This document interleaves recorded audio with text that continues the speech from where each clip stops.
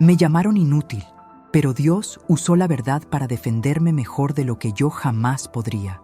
Hay heridas que la vida inflige, no con cuchillos o balas, sino con palabras, con ese veneno lento y corrosivo que se incrusta en el alma y comienza a dictar quién crees que eres. Mi nombre es Ricardo. Crecí en un pequeño pueblo de la provincia de Córdoba, Argentina, y desde que tengo memoria, la etiqueta de inútil fue mi sombra, un apodo cruel susurrado a mis espaldas y a veces gritado a mi cara. No era un niño particularmente brillante en la escuela. Los números me confundían, las palabras se mezclaban en mi cabeza y la torpeza se adhería a mis manos como una segunda piel. Mi padre, un hombre de campo, rudo y pragmático, nunca supo cómo lidiar con un hijo que no encajaba en el molde de lo esperado.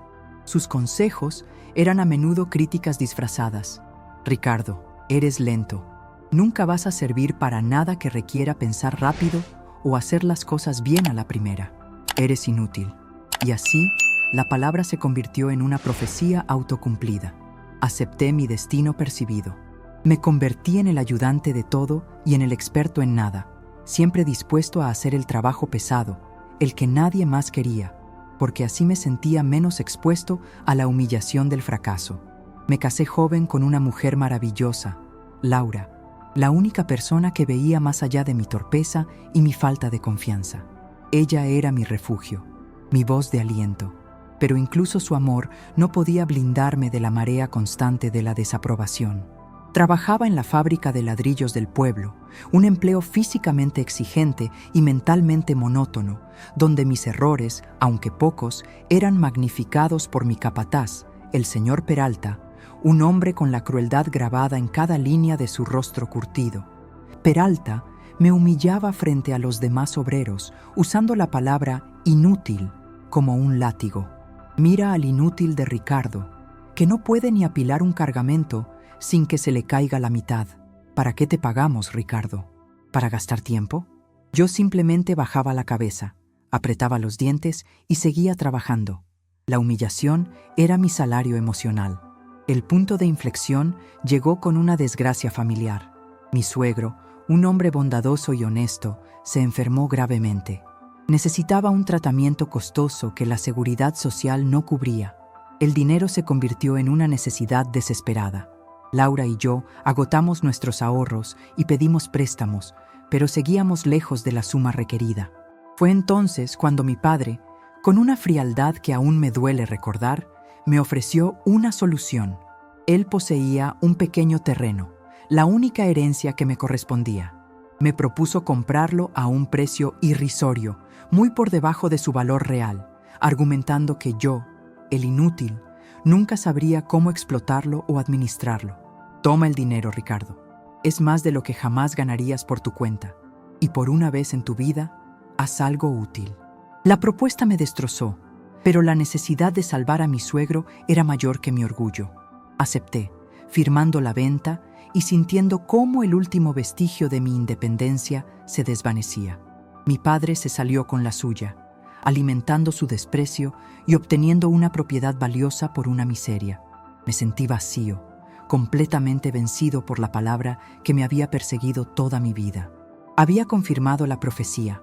Era inútil, incapaz de proteger a mi familia o a mí mismo sin humillarme. Una noche, desesperado, me arrodillé en el pequeño jardín de nuestra casa, con el rostro hundido entre mis manos. No recé con palabras formales, solo le grité a Dios mi dolor y mi confusión. ¿Por qué, Señor? ¿Por qué me creaste así? Me llaman inútil y no puedo negar que tienen razón. Muéstrame, por favor, si tengo algún valor. Dame una señal. La respuesta no vino como un trueno o una luz divina, sino como un sutil impulso, una idea clara y persistente. Busca la verdad, Ricardo. La verdad es tu única defensa. La mañana siguiente fue el inicio de mi búsqueda. No sabía qué verdad debía buscar. ¿La verdad sobre mí? ¿La verdad sobre mi padre? Comencé por donde se había cimentado mi última derrota, el terreno vendido. Me acerqué al pequeño notario del pueblo para pedir copias de los documentos de venta, con el vago pretexto de una auditoría fiscal. El notario, un hombrecillo meticuloso, me entregó los papeles. Mientras los revisaba, sin entender la jerga legal, mi mirada se detuvo en una pequeña cláusula, casi imperceptible, que había pasado por alto en mi desesperación. La cláusula hablaba de una servidumbre de paso y mencionaba una excavación que debía realizarse en la esquina suroeste del terreno. Era un detalle técnico sin importancia aparente, pero la persistencia de mi súplica a Dios resonó. Busca la verdad. Tomé un día libre en la fábrica, desafiando las amenazas de Peralta. Con una vieja pala, me dirigí al terreno de mi expropiedad. La quietud del campo me envolvió. Empecé a cavar en la esquina suroeste, sin saber por qué, guiado solo por esa extraña necesidad. Cavé durante horas, bajo el sol abrasador. La tierra era dura y mis músculos gritaban, pero la humillación reciente me impulsaba a seguir. Y entonces, a unos 2 metros de profundidad, mi pala golpeó algo sólido. No era una roca, era algo liso y metálico. Con el corazón en la garganta, limpié la tierra. Lo que encontré no fue un tesoro, ni un secreto familiar, sino la punta de un tubo de hierro, grueso y oxidado. Al seguir la línea del tubo, entendí lo que había descubierto. Era el punto de acceso a un viejo conducto de agua subterránea, abandonado décadas atrás por el municipio, pero que pasaba directamente por debajo del terreno. Lo que esto significaba para mí, el hombre inútil, era incierto, pero la verdad de la tierra había comenzado a hablarme. Mi padre, al comprar la propiedad a ese precio vil, no solo había adquirido un campo, sino una llave que abriría una puerta que cambiaría la dinámica de poder en el pueblo, un secreto que, usado correctamente, se convertiría en la mejor defensa que Dios me había dado contra la etiqueta de inútil. La siguiente etapa fue descifrar la utilidad de ese tubo, y en esa búsqueda descubrí la mentira que había sostenido la arrogancia de mi padre y la humillación de mi vida. Una verdad que me obligaría a enfrentarme a él de una manera que jamás había imaginado. El tubo de hierro oxidado que desenterré en la esquina suroeste del terreno no era una simple reliquia del pasado, era el primer indicio físico de una red de mentiras.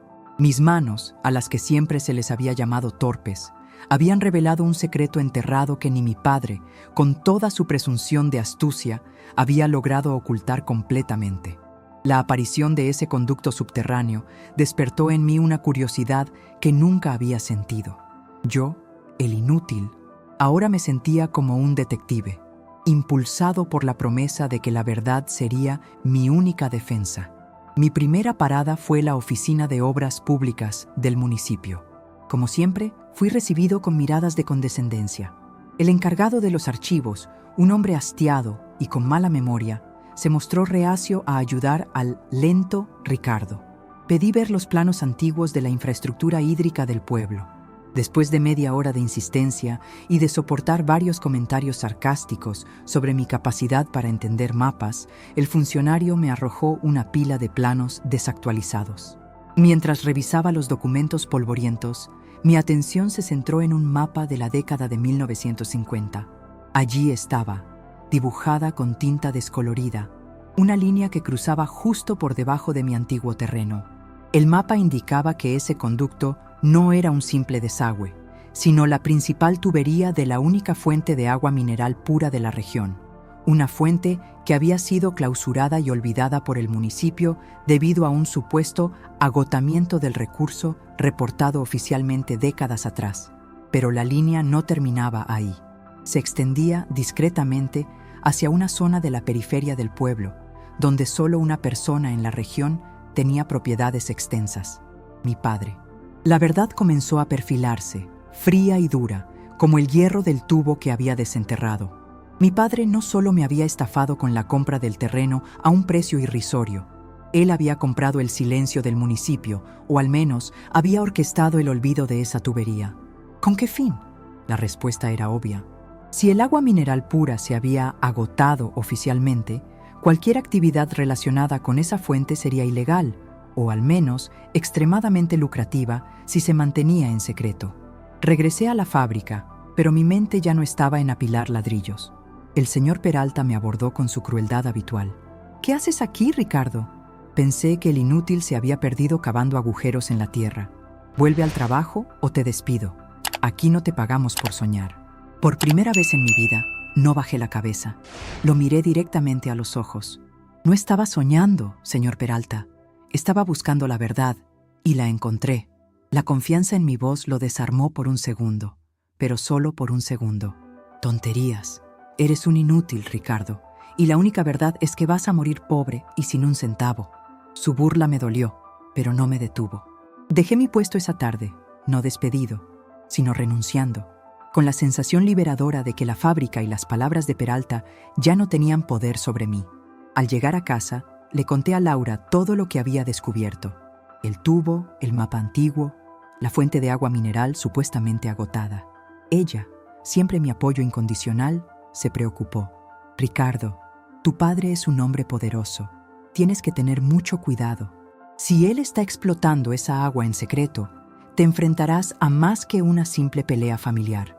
Lo sé, Laura, le dije, sintiendo el peso de la confrontación inminente.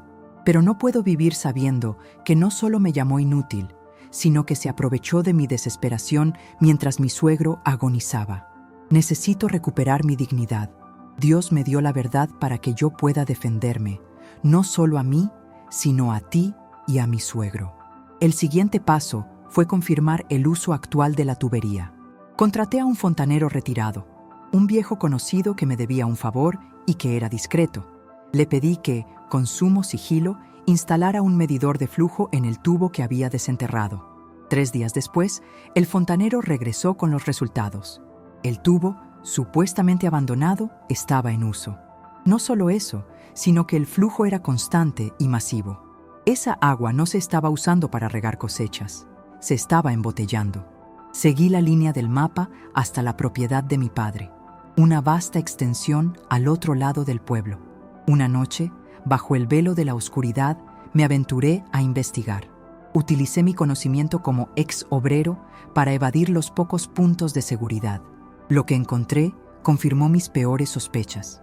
Oculta detrás de un granero, camuflada a la perfección, había una pequeña planta de embotellado clandestina.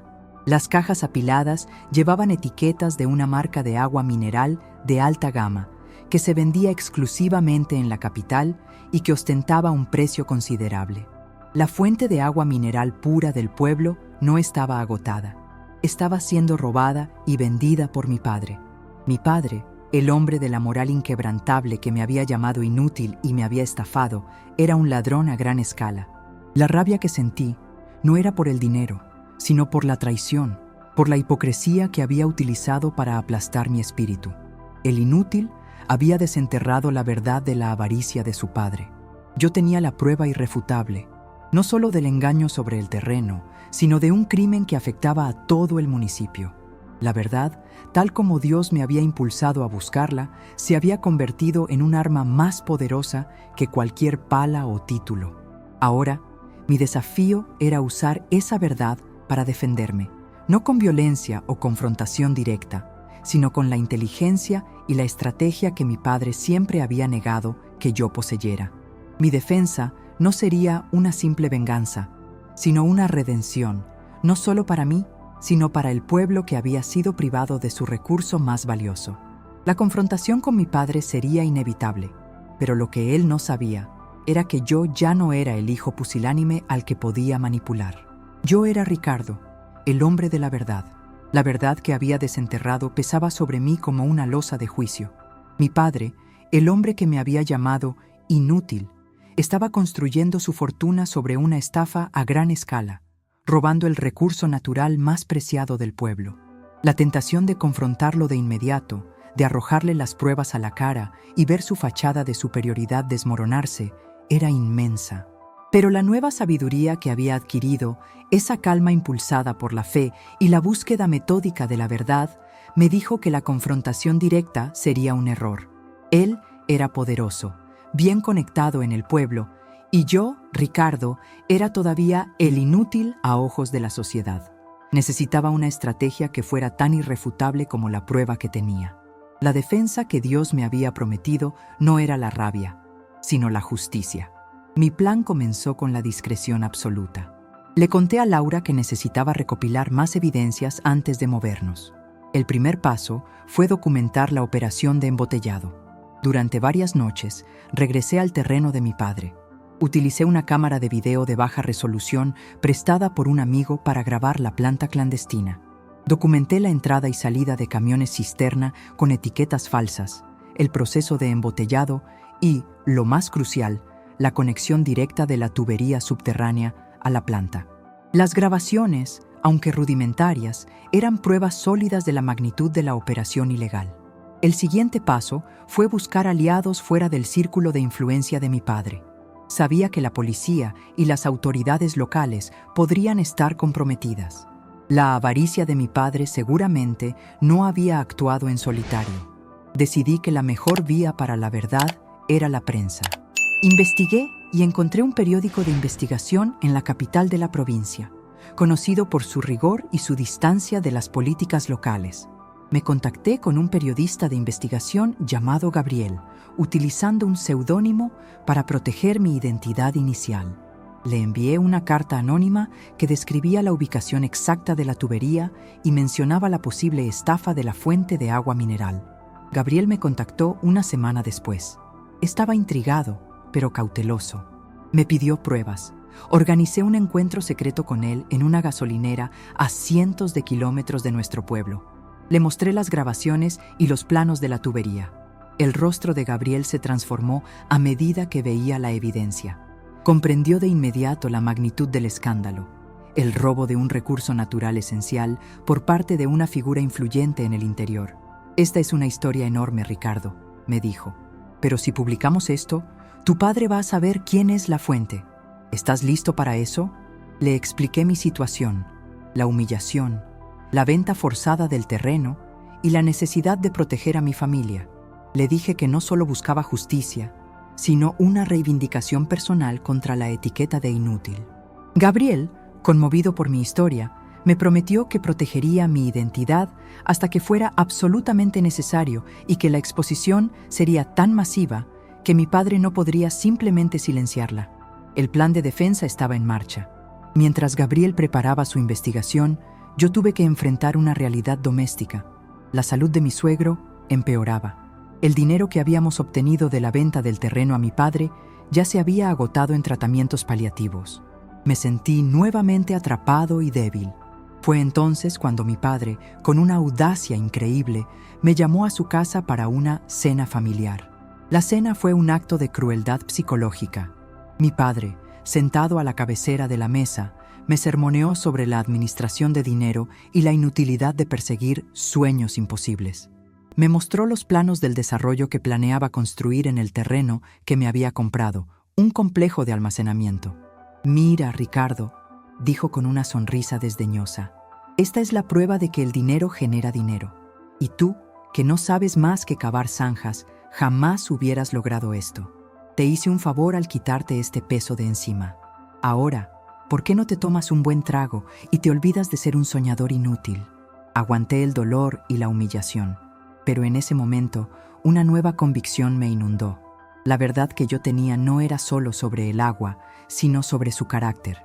Él no podía concebir que su hijo pudiera ser capaz de una estrategia tan compleja. Esa arrogancia sería su perdición. Le sonreí con calma, una calma que lo desorientó. «Gracias, padre», le dije. «Pero a veces, la verdad se esconde bajo la superficie y solo alguien que sabe cavar lo suficiente puede encontrarla». Él simplemente se rió, sin comprender la profundidad de mi amenaza velada. La confrontación final se desencadenó una semana después. El periódico de Gabriel publicó la historia en primera plana, no solo en la capital, sino en una edición especial que se distribuyó por todo el interior. El titular era explosivo: «El magnate del pueblo roba agua mineral a su comunidad para venderla en la capital». La nota detallaba la tubería clandestina, el acuerdo con el municipio para declarar el recurso agotado y, como prueba final, incluía imágenes borrosas de la planta de embotellado, junto con citas de un testigo anónimo que describía la venta forzada del terreno. El pueblo se paralizó. La fábrica de mi padre fue rodeada por periodistas y ciudadanos furiosos. Mi padre intentó negar las acusaciones, amenazando con demandas, pero el peso de la evidencia era inmenso. El gobierno provincial, alertado por el escándalo nacional, envió inspectores para clausurar la operación. La caída de mi padre fue repentina y total, y en medio de ese caos, el señor Peralta, mi capataz, fue a mi casa. No vino a humillarme, vino a disculparse. «Ricardo», dijo con la voz quebrada, «siempre te llamé inútil, pero tú demostraste ser el más astuto y el más útil de todos nosotros. Tu padre, él me obligó a vigilarte y a reportarle cada uno de tus movimientos. Él me pagaba para humillarte». La confesión de Peralta no fue solo una disculpa, fue el reconocimiento público de que mi propia humillación había sido una estrategia orquestada por mi padre. Dios no solo me había defendido, sino que había obligado a mis verdugos a revelar la verdad de su propia maldad. Mi vida, que había comenzado bajo el yugo de la inutilidad, ahora se convertía en un faro de justicia, un ejemplo de cómo la fe y la verdad son la mejor defensa contra la opresión.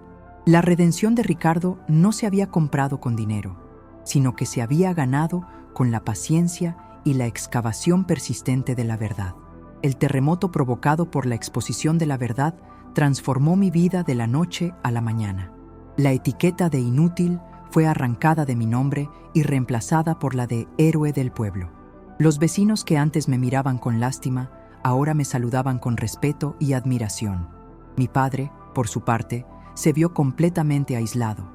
La clausura de la planta de embotellado y las investigaciones judiciales que se iniciaron no solo afectaron sus negocios, sino que también revelaron una red de corrupción local que había estado operando bajo su sombra durante años.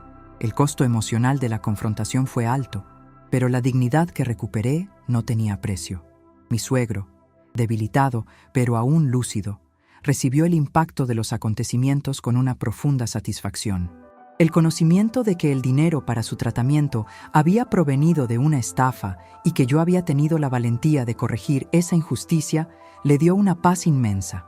En sus últimas semanas, antes de fallecer, me sostuvo la mano y me dijo: «Ricardo, nunca fuiste inútil, siempre fuiste un hombre bueno. La bondad es la utilidad más grande que existe, y al final, esa bondad te ha defendido». Esas palabras fueron la sanación final para las heridas que mi padre me había infligido. El destino del terreno que mi padre me había forzado a vender se convirtió en el siguiente capítulo de mi redención. Tras la exposición, el contrato de venta quedó bajo investigación. El abogado de la familia, que había estado coludido con mi padre, fue obligado a cooperar. Se demostró que la venta se había realizado bajo coacción y que el precio pagado era fraudulento, ya que omitía intencionalmente el valor del recurso hídrico que pasaba por debajo. La justicia actuó con rapidez, y el juez dictaminó la anulación del contrato, devolviéndome la plena propiedad del terreno. De repente, yo, Ricardo, el hombre sin ambición ni astucia, me encontré como el dueño legítimo de un terreno que albergaba la fuente de agua mineral más pura de la región. El dinero de la venta, que había usado para la atención de mi suegro, ya no era una ganancia sucia, sino una deuda saldada con la vida. La verdad no solo me había defendido, sino que me había provisto de una oportunidad que superaba cualquier sueño que jamás hubiera osado tener. El pueblo me veía como su salvador. El recurso hídrico, que mi padre había privatizado ilegalmente, ahora estaba en manos del hombre que lo había descubierto. El municipio me propuso un acuerdo. Querían reactivar la fuente de agua mineral, pero esta vez bajo una gestión transparente que beneficiara a toda la comunidad. Yo tenía dos opciones: explotar el agua yo solo, siguiendo el camino de mi padre, o usar esta bendición para servir a la comunidad. La elección fue fácil. Recordé mi oración en el jardín, el grito de un alma desesperada pidiendo un valor. Mi valor no estaba en la riqueza, sino en la bondad. Acepté la propuesta del municipio, pero con una condición: el 50% de las ganancias de la nueva compañía de agua mineral irían a un fondo social para educación y salud del pueblo, y yo personalmente supervisaría que cada centavo fuera gastado honestamente. El resto de las ganancias serían mi sustento y el de mi familia, una fortuna justa y merecida. El proyecto de la nueva embotelladora se llamó Fuente de la Verdad. El día de la inauguración fue una fiesta en el pueblo. La gente se reunió en mi antiguo terreno que ahora era el centro de la prosperidad. Yo estaba allí, junto a Laura, a la que miré con una gratitud infinua. Ella me había sostenido cuando me llamaron inútil. Ahora éramos socios en la redención. Durante el discurso inaugural, vi a mi padre a la distancia. Estaba solo, mirando desde la sombra de un árbol. No había rencor en mi corazón, solo una profunda tristeza por el hombre que había elegido la avaricia por encima del amor a su propio hijo. Le dediqué mis palabras a mi suegro y a todos aquellos que alguna vez habían sido llamados inútiles.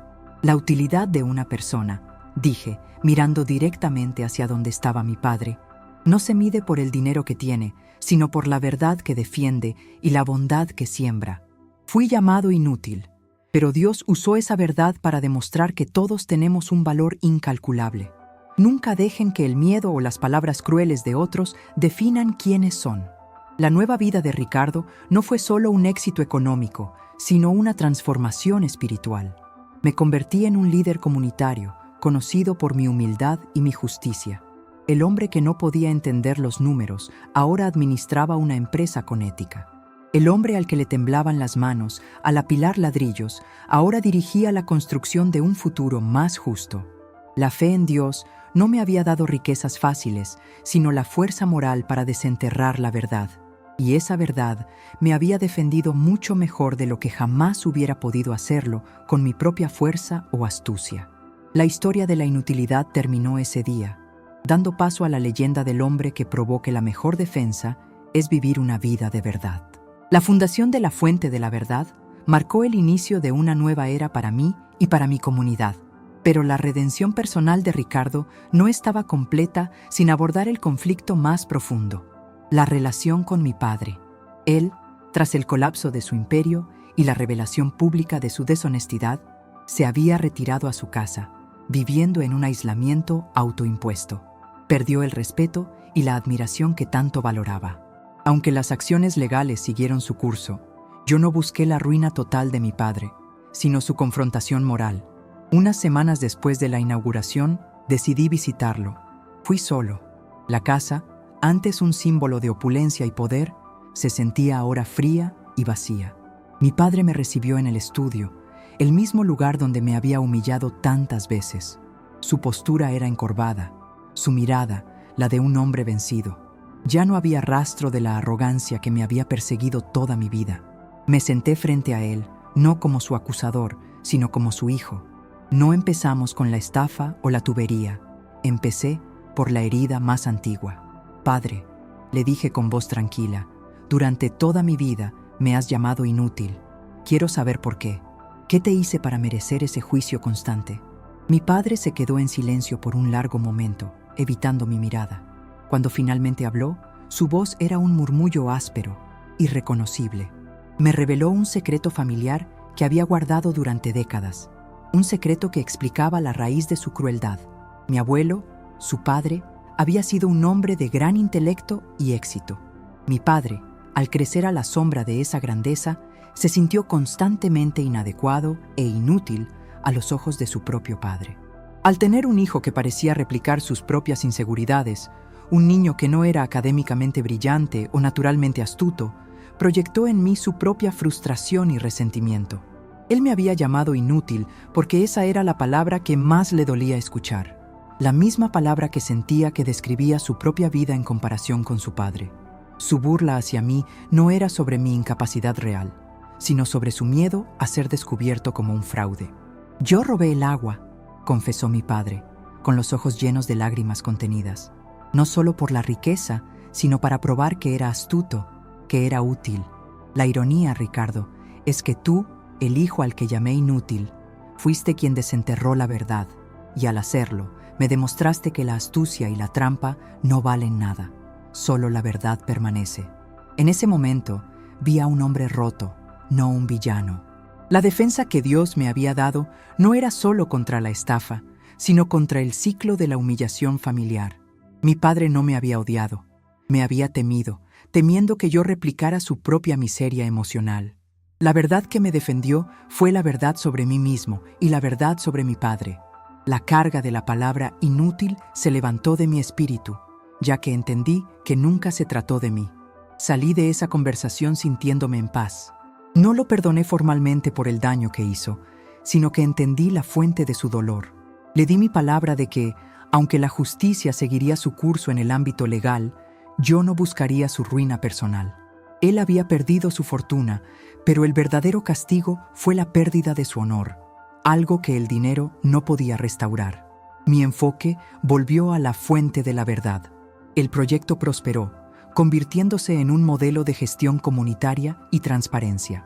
Yo, Ricardo, me convertí en un experto en gestión de recursos hídricos, aprendiendo de cero y demostrando que la inteligencia no es una cualidad innata, sino una capacidad desarrollada por la necesidad y la voluntad.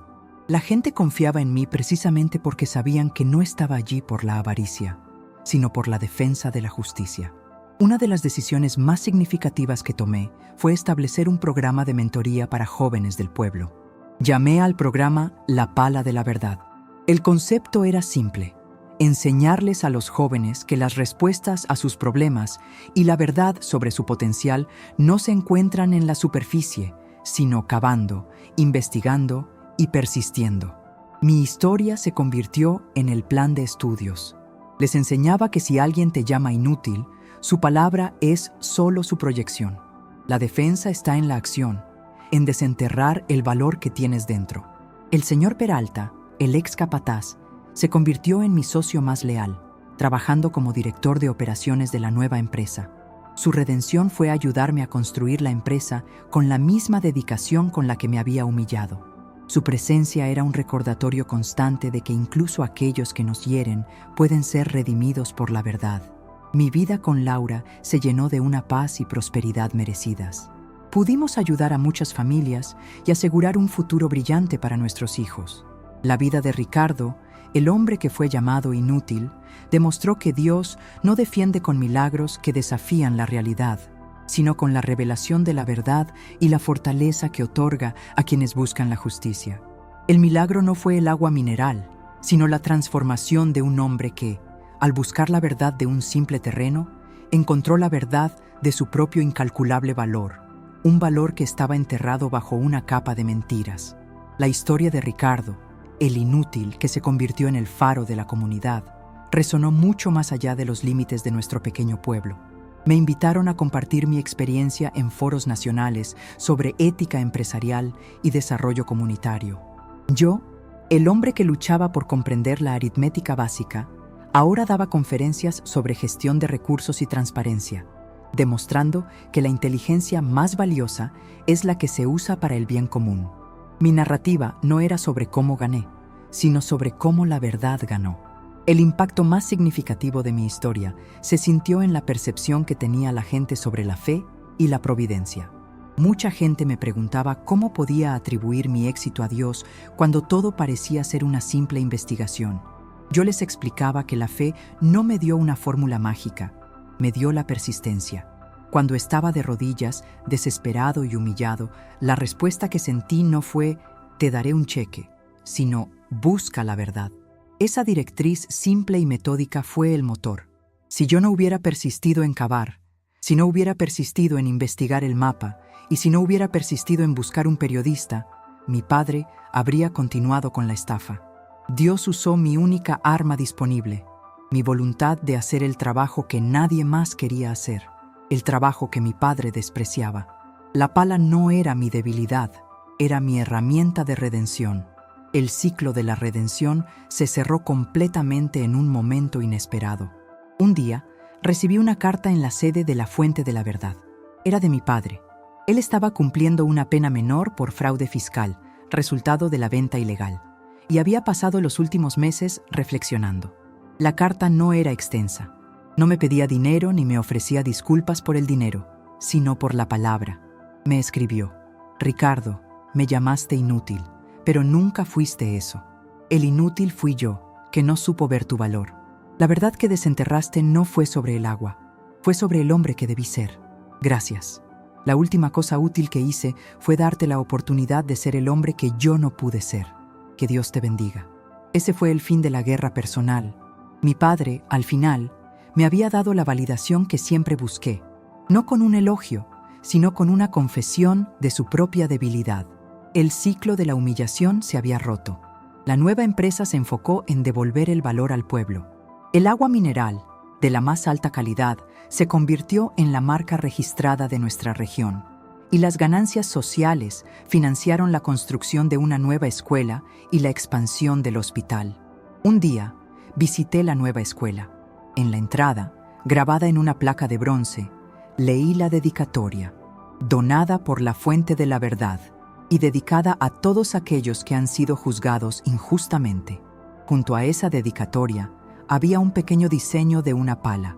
La historia de Ricardo es un recordatorio de que a veces la mayor defensa de Dios no es un evento sobrenatural que te saca de los problemas, sino una voz tranquila que te guía a encontrar la verdad oculta. Fui llamado inútil por quienes definían el valor por el dinero y el poder. Pero el hombre que fue humillado aprendió a cavar profundo, a defender lo que es justo y a construir un imperio, no de avaricia, sino de verdad y bondad. La lección final es simple, pero profunda. La verdad es la única herramienta que puede desenterrar nuestro valor y nuestra dignidad cuando otros intentan enterrarlos bajo el peso de sus palabras. Mi vida, que comenzó con la profecía de la inutilidad, terminó convirtiéndose en el más útil de los testimonios. El hombre que una vez gritó a Dios pidiendo valor, ahora vivía para demostrar que el valor de cada persona es una verdad inmutable, simplemente esperando a ser desenterrada.